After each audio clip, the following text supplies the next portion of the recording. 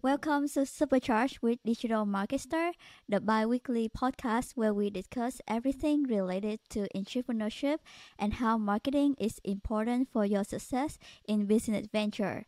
I'm your host and also the founder of Marketer, Crystal. In today's episode, we'll be breaking down the topic of the impact of risk on your business. And it is our pleasure to sit down with Kevin, a senior vice president and CFO of AeroVironment, to learn from his experience. So, for those of you who don't know, Kevin and I met through a PhD program at the Chicago School of Professional Psychology, and we are pursuing our PhD at the moment. I believe Kevin is focusing on business psychology at the moment. So, hi Kevin, thank you so much for being here with us today. And just to get started, can you share with us a little bit about yourself, your work experience, and what you find most passionate about?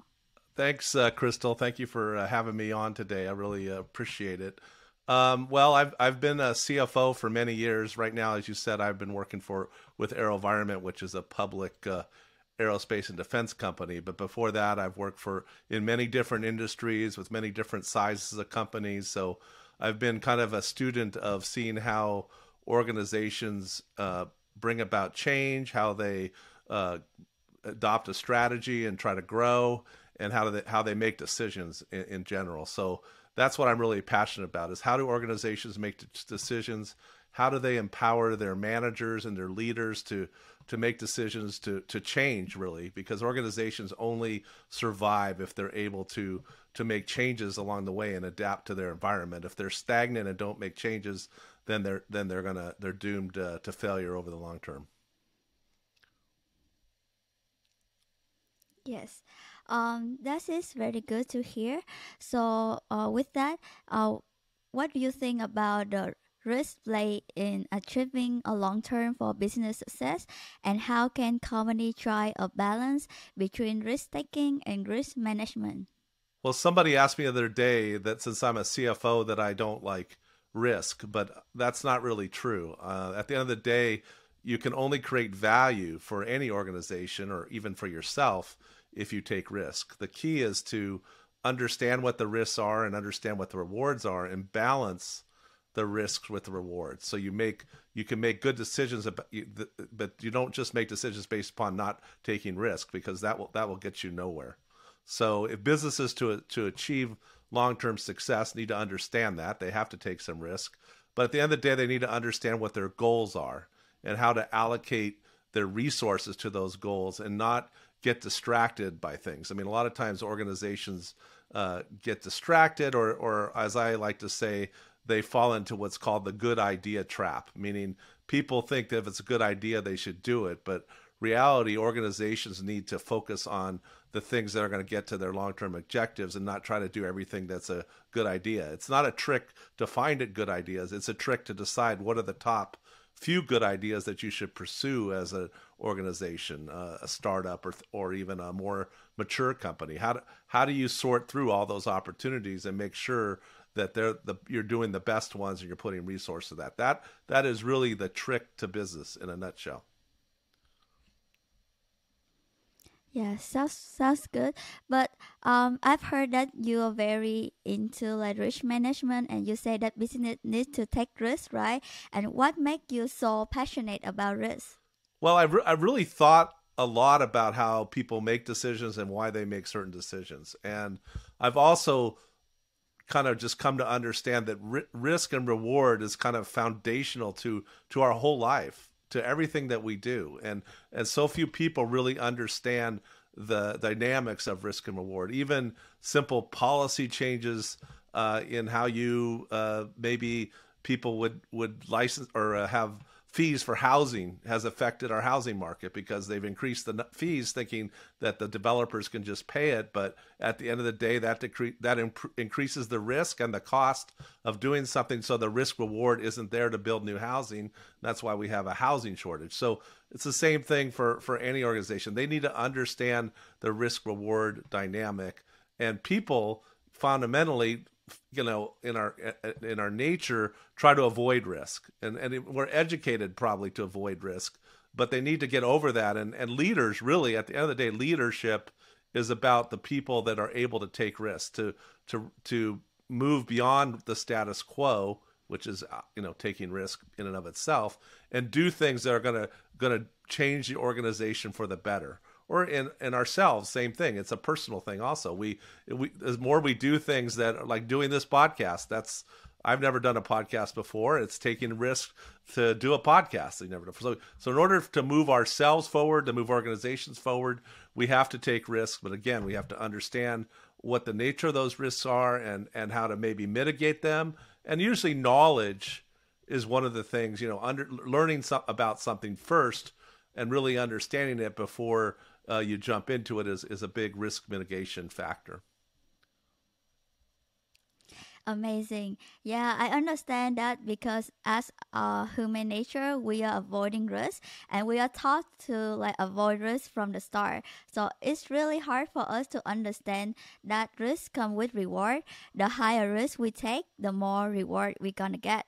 But yeah, it's really hard for everybody to understand that. And with that, you said that leader in the organization have to take risks, right, in order for the organization to grow and in order to get more reward from taking risks. So, what do you think? What are the company top risks, and how severe is the impact, and how likely they are to occur? Well, if you're in a company, you're one of your top risks is obviously your competitors and the environment that you're in, and so if you aren't responsive to that or understand that or have a systematic way to look at what your competitors are doing, they're gonna surpass you. They're gonna beat you in the marketplace. So then whatever you're doing becomes obsolete. So the biggest risk in particularly more mature companies is their competition, the environment, how trends are changing, and things like that. Now, if you're a startup, your biggest risk is running out of money. So you have to be very careful about how you spend the money. So you're spending on things that are going to increase value. If it doesn't make sense to me when a company says we're going to raise money and the first thing they're going to do is buy furniture and have a new office, when that doesn't really increase the value of the firm. You have to do things that are going to increase the value so that you can take on more investors. So like if it's a new product, you want to show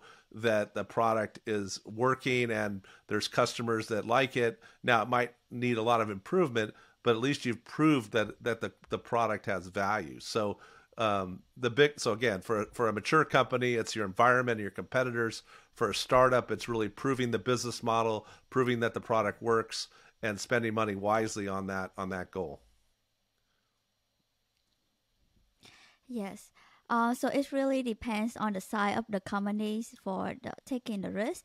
And can you share to us a little bit about your personal experience of the leader taking the risk in the company? Like what kind of risk are you taking, and how can that risk like improve your organization? Well, I mean, a lot of companies, particularly as they get larger, face the challenge of their systems. Their accounting systems, all of their operational systems are too small, for what they have. Like for instance, QuickBooks is a good solution for a startup business in terms of doing their accounting.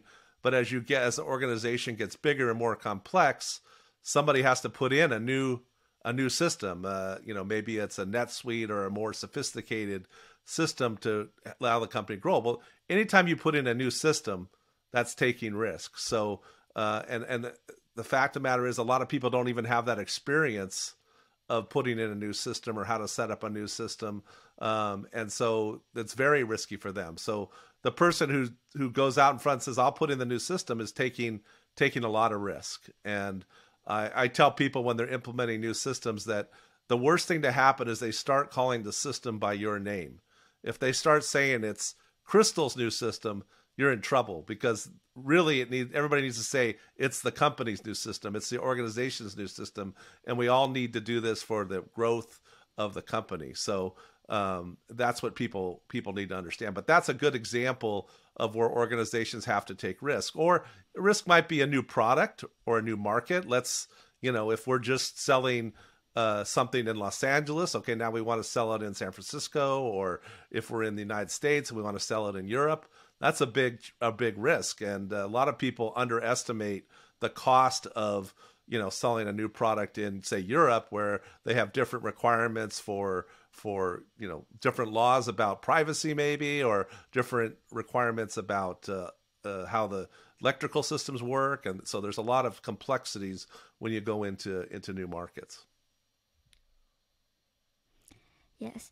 So like going to a new market can be a high risk to take. However, like do you recommend business to do that nowadays? Because there's always changing in the market, right? And in order for companies to evolve, they have to take new risks, they have to enter new market or implement new strategy for the business to grow. So do you recommend that business should like always taking the risk of going into a new market? Well, definitely that's a way to grow. So at the end of the day, you have to grow. So in order to grow, you need to take risk. And a lot of times that growth has to be going into markets. But you have to go to the new markets for the right reason.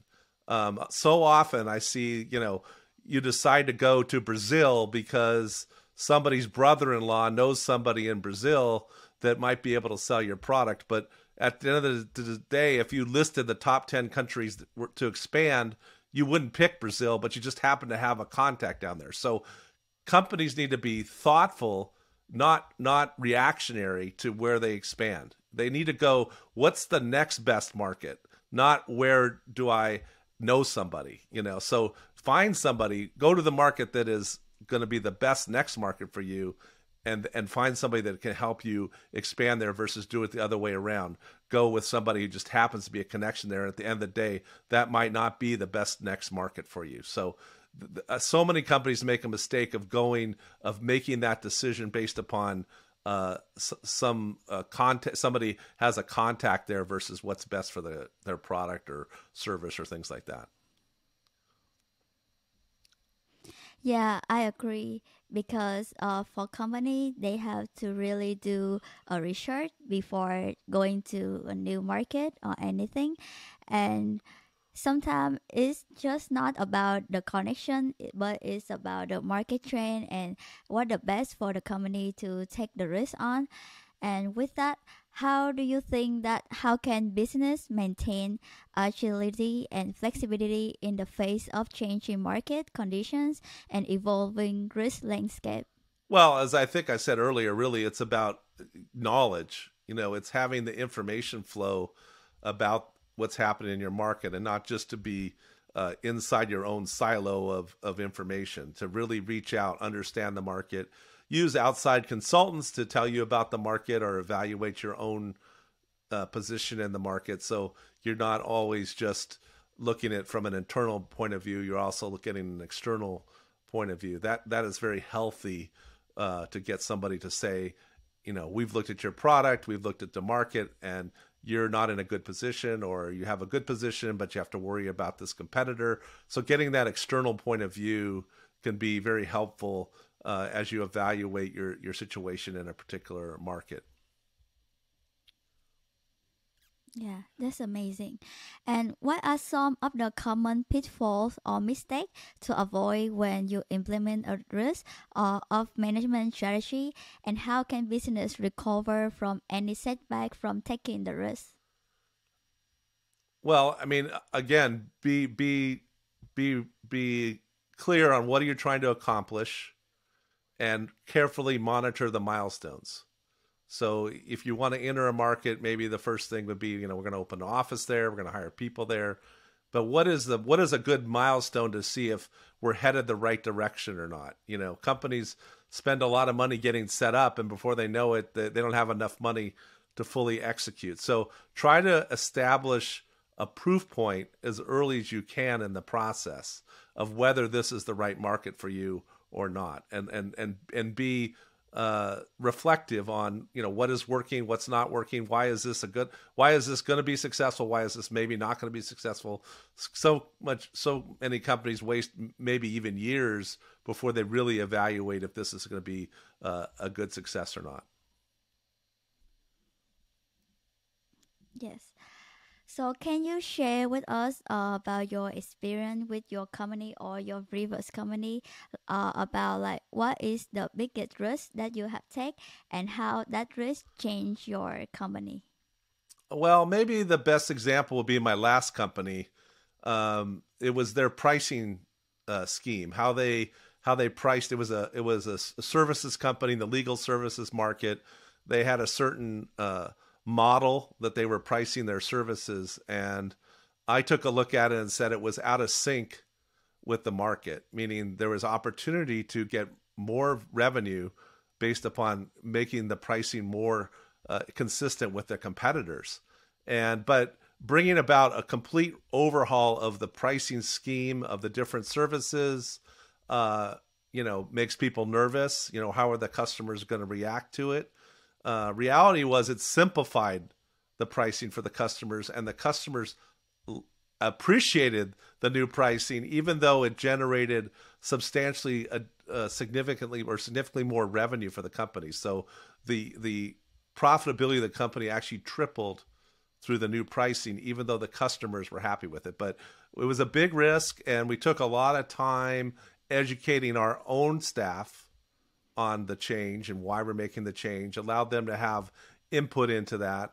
And that was all really helped make it a lot smoother process. So, educating people on the change and what's happening is a critical part of reducing the risk. Yes. Yeah, I think it's fascinating about educating people about change because I think I had a class of change management and it's a challenge for leader just to educate our employees to implement with the change because the change can be significant and it's hard to make them understand like hey how why are we doing this and how we are doing this. So as a leader yourself, like how do you convince or how do you educate your coworker or your employee to implement the change? Well, I think my biggest learning is to educate people on why you're making the change. Maybe it's being responsive to the market. Maybe it's because you need to improve your profitability. Maybe it's preparing for growth of the company, and maybe that's why you're going to put in a new system. But no matter what you do, you know, people is kind of like a bell curve. There's always going to be 5 or 10% that are going to resist it, no matter what you say. There's going to be 5 or 10% that are on board from the beginning. They're all for the change, but then it's the people in the middle that you really have to educate and try to turn to the positive in terms of the change. You'll never convince that 5% that just don't like change and they just don't want to change at all. So you really focus on that middle group, educating them so that they understand why you're making the change. Yes. So for the 5 to 10% that you say that they don't like to change, but how do we gonna change them, or are we just accepting that they not gonna change and we just let them just go with it? Well, my theory is you get the other 95% or 90% on board, and they pretty much have to change, or they leave the organization. They're not comfortable with it. But once they see everybody kind of on board, it's hard for them to continue to resist. Yeah, and when change like that happen, do you see if there is any higher turnover rate when the change happen like that? I have not seen a higher turnover rate. And any change is hard, particularly like if it's a new system. Not everything works perfectly. Usually, sometimes in a new system, you're taking a step back. So it's really easy for the people that are critical to point out the problems. But after a period of time, it becomes the new system becomes the system, and there's not as many issues with that. So again, it's all about educating people on why you need to make change, why organizations need to move forward, and things like this. Got it. And yeah, let's moving forward to small business and startup. So I think one of the challenge that small businesses and startup are facing is taking risks. So because they don't have like a lot of resource, they don't have a lot of capital to taking risks. So this is very hard for them to um take risks and to change the organization. So, do you have any input on how do they overcome that problem of taking risks? Well, they're taking risk. Like I said, you're a small company. You're taking a significant risk that you're going to run out of money. So when you start out, you got to be really clear on what segment of the market you're going after. If you try to be too broad, you try to serve too many different masters or too many segments of the market, you're probably going to fail. You're better to prove your concept on a small segment and do it really well, and that takes less money. So the broader you go, the more money it takes. But if you focus on something, then it'll take less money and you can do it well, prove out your concept, and then take it to a broader audience. But the key is focus on a niche. Don't get distracted by all the possibilities, which is really hard because you're not really sure if you're picking the right niche, right? So as an entrepreneur, you're never really 100% sure that you made the right decision. So you kind of have this temptation to hedge your bets into other areas. When reality is if you just focus on something, you'll have a much higher degree of success. I mean, people I like a good example I have, not a small company, but Apple Computer and Steve Jobs. Everybody says, well, how brilliant he was. And, he was a master designer of products. But the thing that struck me in reading his biography was that he took his team aside once a year and they picked the 2 or 3 things that they were going to focus on. And if you think about Apple, they could have done many, many, many different products. They had a good brand, all this, but they took the tact and the smart tact of focusing on 2 or 3 and doing them really well. And that's what small businesses should do also. They should pick a niche, do it really well, and then expand from there.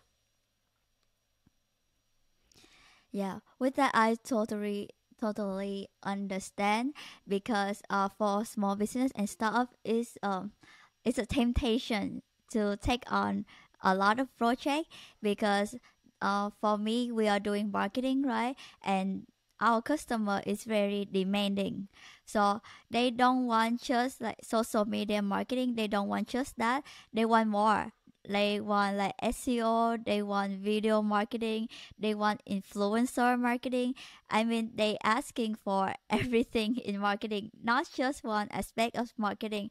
And it's very hard for us just to say no to them because if we not able to provide for them all of the service, there's a higher chance that they say no to us. So yeah, I think that is our biggest challenge right now when it's come to focus on doing one thing. Right. Well, maybe you pick your thing and you partner with other people on the other thing so you can provide a complete solution, because maybe they need the complete solution and that's important to them, but you don't necessarily have to do it all yourself. You could it's like building a house. The contractor, maybe he's a good carpenter and he'll do all the carpentry, but then he hires everybody else to do other pieces of the project. Yeah, I totally agree with that too because for us we are unable to focusing on everything. However, partnering with another firm or another company is a good idea for us to roll at the moment. Yeah. With that, do you have any advice to give or to share for those who just start a business or planning to start one? Right. I think it's just what I've been saying about pick a niche, focus on it, be clear on, if you have whatever funds you have, that you use those funds wisely to get to your goals, because then it'll be a lot easier to raise additional funds if you need to raise outside funds or start generating cash flow in the business. The broader you get, and the less focused you are, the more chance that you're gonna run out of money and you're not gonna get the cash flow positive.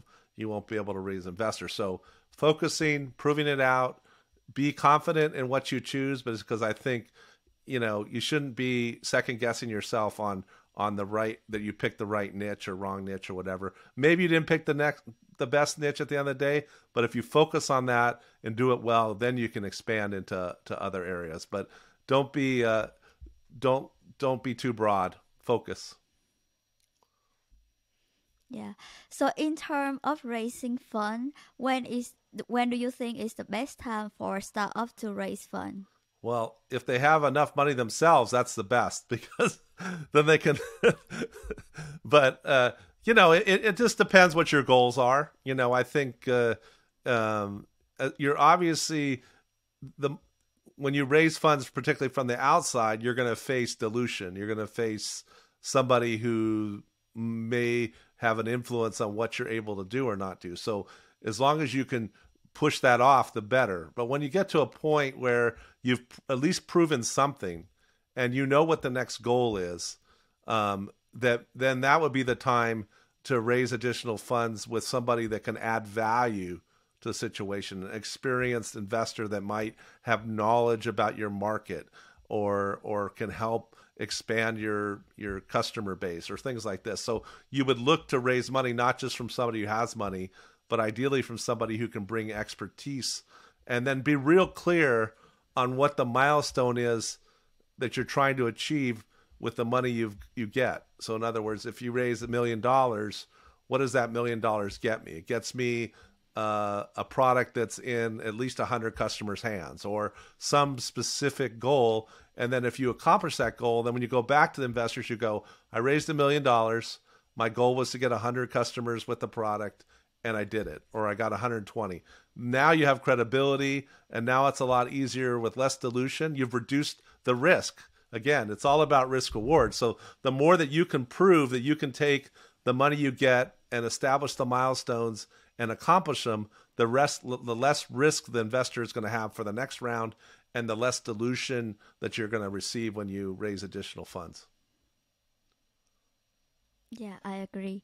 And just one last question. So I know that you're gonna focus on the topic of risk for your dissertation, and I want to know, just curious about, like, why do you choose that topic instead of everything else?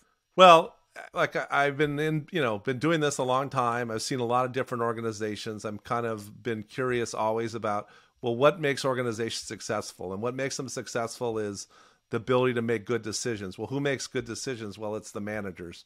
And why do they make good or bad decisions? Well, it's understanding this risk dynamic and creating an environment where those managers feel comfortable taking risk.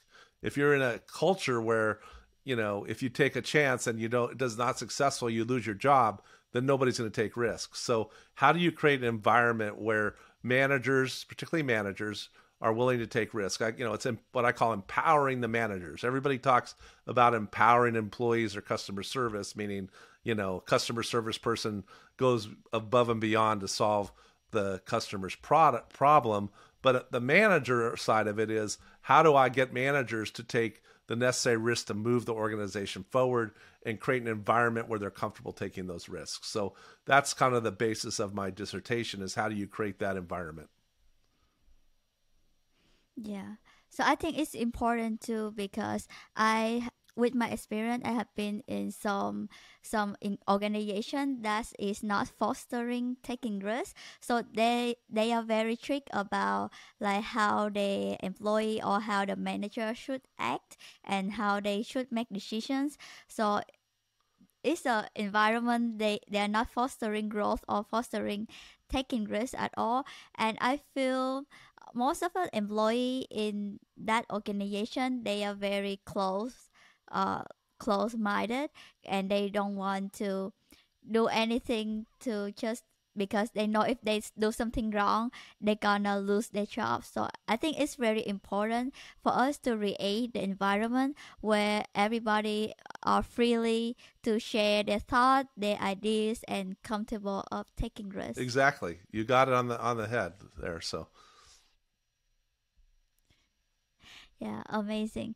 So that would bring us to the end of this episode.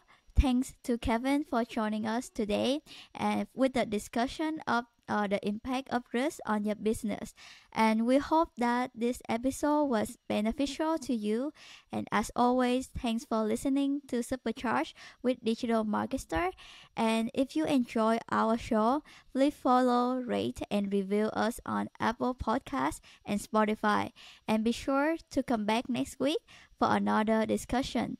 Until then, this is Crystal, and don't forget, don't stop, and keep believing. And see you next time.